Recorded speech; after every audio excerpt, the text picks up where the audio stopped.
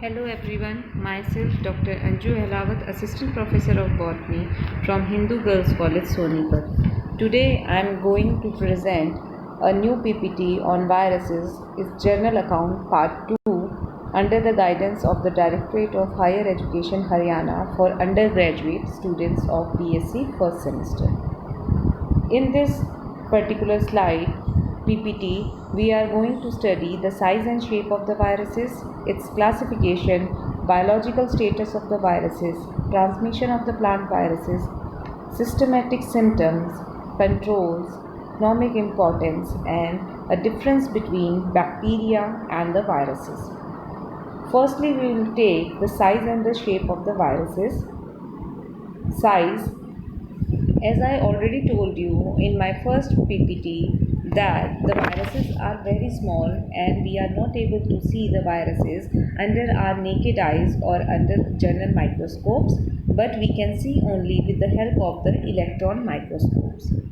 Mainly, the plant viruses are smaller than the bacterial and the animal viruses, and its size ranges from 20 to 1250 nanometers depending upon the symmetry of that particular virus.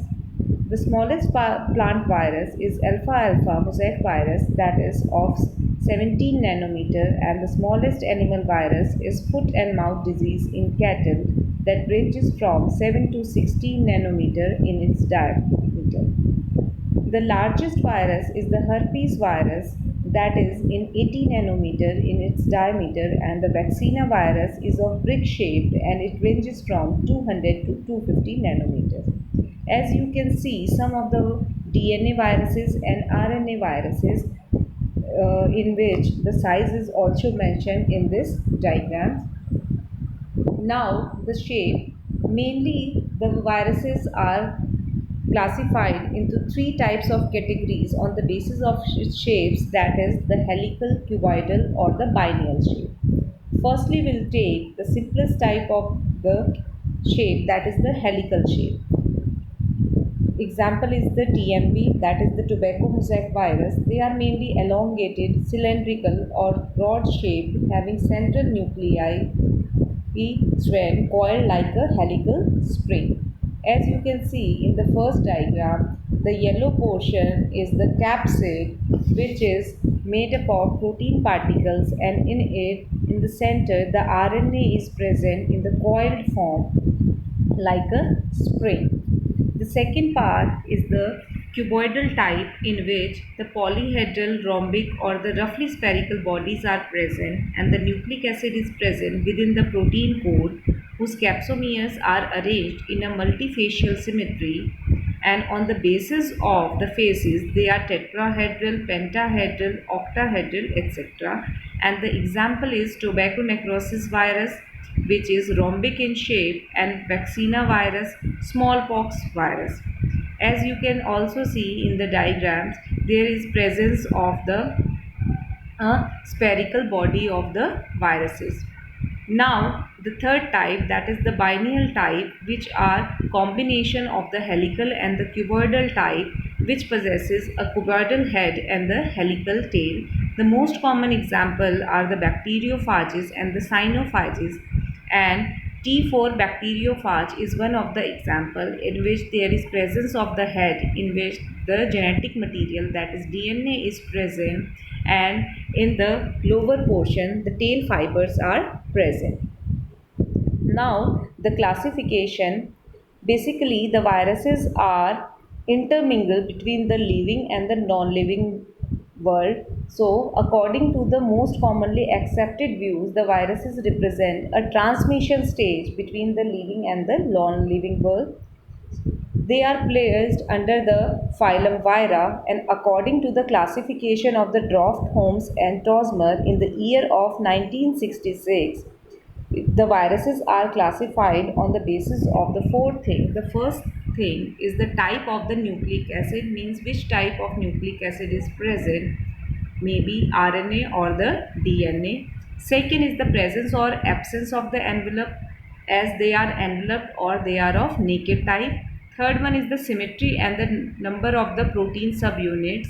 means they may be cuboidal, they may be rhombic type, which type, or they are helical or biennial type. And fourth one is the diameter of the helical nucleocapsid. So on the basis of these four categories, the different types of viruses are classified. So the phylum is the vira, under which the two subphylums, that is deoxyvira and ribovira, are present. In case of deoxyvira, DNA is present as the genetic material, whereas in ribovira there is presence of the RNA as the genetic material. Under the subphylum Deoxyvira, there is presence of the three types of classes. The first class is Deoxyhelica, in which DNA is present in a helical form, and in this one order, that is ketovirals, are present. And the most common example is the pox virus, and these ketovirals are mainly enveloped type.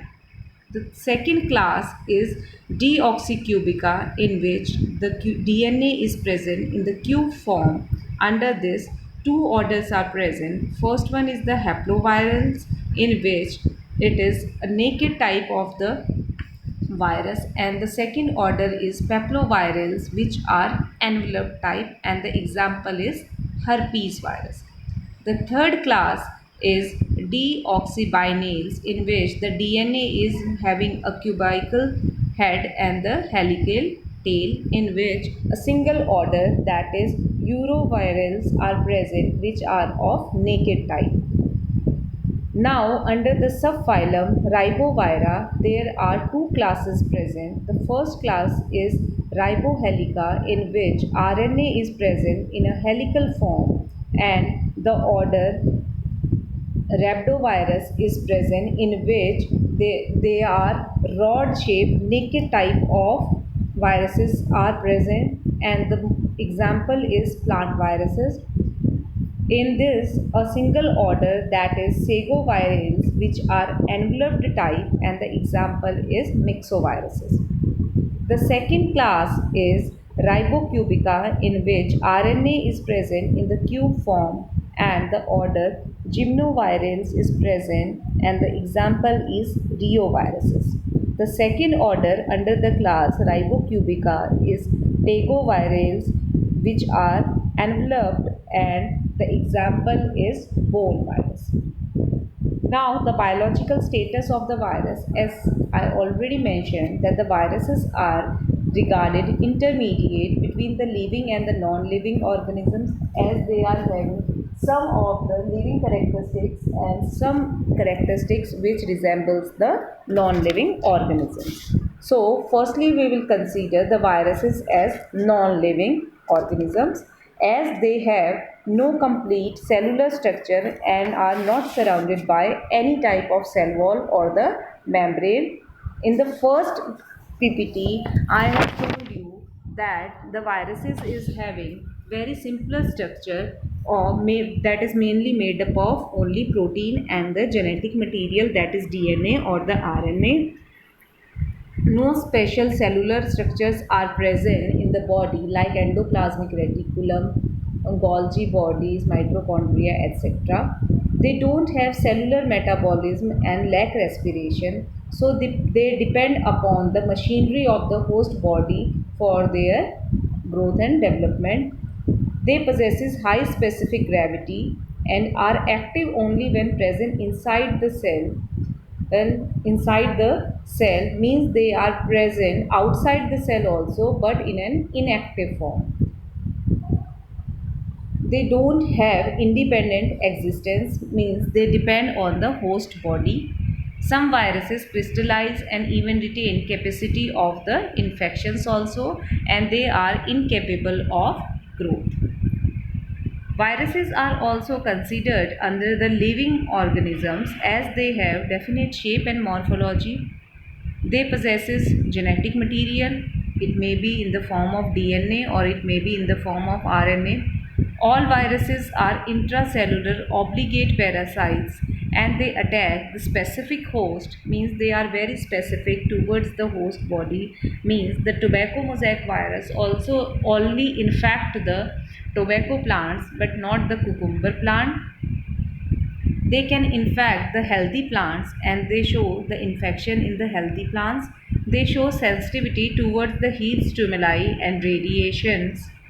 They have antigenic properties and stimulate the production of the antibodies in the body of the vertebrates, and they show mutations also. Now, the transmission of the plant viruses. Viruses are broadly transmitted by two methods. The first method is the natural method and the second method is the artificial method. Firstly, we'll consider the natural method. The transmission through the insects. So, the insects play a very important role in the transmission of the viruses, and these insects play a role as a vectors. They are mainly the whiteflies or the thrips.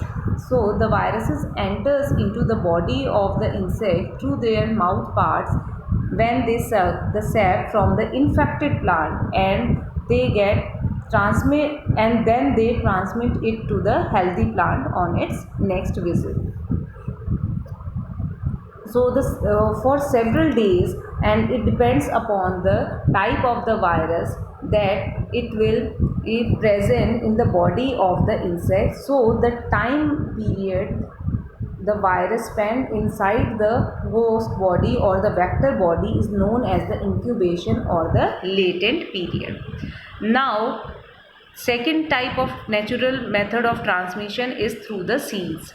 There are many types of seeds, mainly the legumes, wild cucumbers, tomato or the sugar beets. The transmission of virus takes place and the virus is carried in a portion of the seed of the diseased plant, and when such infected seeds are sown in the field, the young plants carry the infection. The third type is the soil transmission. In this, the infected plant parts may fall on the ground where they come in contact with the healthy plants, or they may remain in the debris and infect the next crop. The most common example is the TMV, potato mosaic virus, wheat mosaic virus, or the oat mosaic virus.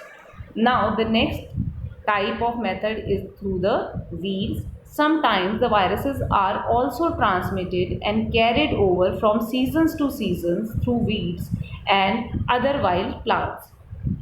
Now the next point is through air and water, means the viruses are also transmitted or carried out through the air and through the water, and the most common example is the TMV or the tobacco mosaic virus. The next agent is the pollen. Viruses reaches in the embryo of the healthy plant when the pollen from infected plant pollinate the flower of the healthy plant, and the most common example is the necrotic ring spot virus and the bean mosaic virus. They are also transmitted through the fungi, where the viruses are generally invade the mycelium and are disseminated to the healthy plant along with the infected oospores or through the spores of the fungus. And last one is the vegetative propagation, in which the infected plants which propagate vegetatively, means through tubers, bulbs or rhizomes. The transmission from one generation to other generation takes place through these types of vegetative propagates. Now the next type is the artificial method. The main artificial method through which the transmission occurs is the grafting or cutting, and this is mainly the most common method of transmission of the viruses from infected to the healthy plants. Second example is the inoculation, means if this condition is mainly applied in the tissue culture techniques, in which if we inoculate an healthy plant and from that particular inoculum a new plant is formed which is also unhealthy type. The third type is the spraying type. In this, the spraying of the suspension of the inoculum is a common method of disease transmission where the virus infected plant is commercially important. Next is the rubbing, in which the slight rubbing of the infected leaves over the healthy leaves may also spread disease. And the most common example is the TMV virus or the tobacco mosaic virus, in which the infected plant get rubbed on the body of the healthy plant, and the healthy plant also get infected through that rubbing. And the last point is the mechanical means, in which the agricultural tools like tractors, clothes, or the feet of the farmers, feet or limbs of the animals, or the different types of tools which are used in the agriculture means. Through this, the viral get transmitted from the uh, virus get transmitted from the tools to the soil or to the healthy plant. Now, some of the symptoms of the viral diseases. Some symptoms are expressed, and these symptoms are mainly categorized into two types. First one is the external expression, and second one is the internal expression. So, we can broadly divide the symptoms into two headings, that is the primary symptoms, and the second one is the systematic symptoms. Firstly, we'll take the primary symptoms, in which first one is the clearing of the veins. In this clearing of the veins, as you can you can able to see in the first picture, that there is clearing or chlorosis of the tissues in or adjacent of the veins, and it may be in the form of the broad bands of the chlorotic tissues. Second one is the local lesions, in which it appears in the form of the spots or the rings on the particular point of inoculations, and that particular area get the death of that particular cells in that particular area. So that particular area is distorted, and due to which there is death of the plant occur. Now, the second type is the systematic symptom. This systematic symptoms, the symptoms which appear as a result of the spreading of the virus throughout the infected plants. So, that type is known as the systematic symptoms. And there are following types. First one is the mosaic molting, as you can see in the first picture. Usually the leaves and sometimes the blossoms also appears, shows the mosaic molting, in which the host plant shows spots or patches of light green, yellow, or even white color. Second type is the distortion type, in which it is very common type of symptoms of the viral disease, and it may be in the form of the rolling or crackling of the leaves, which are caused by retarded growth of the veins. The next is the necrosis. Necrosis is basically the death of the host tissue in a particular localized area, as you can also able to see in the third picture. Next type is the chlorosis. In chlorosis, it is generally the yellowing of the leaf without a specific pattern, and it may occur due to the deficiency of certain minerals also. So it is not very common type of the symptom under the systematic symptom.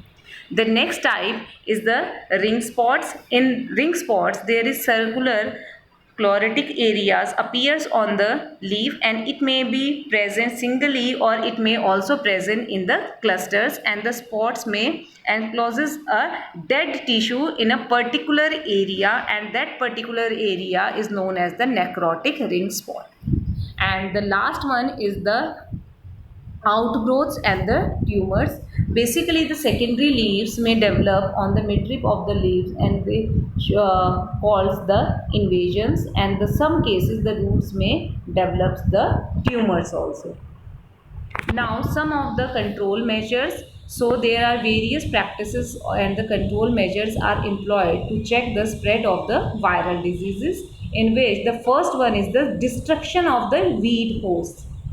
Second is the control of the insect vectors. Third, is the growing virus resistant variety of the crops.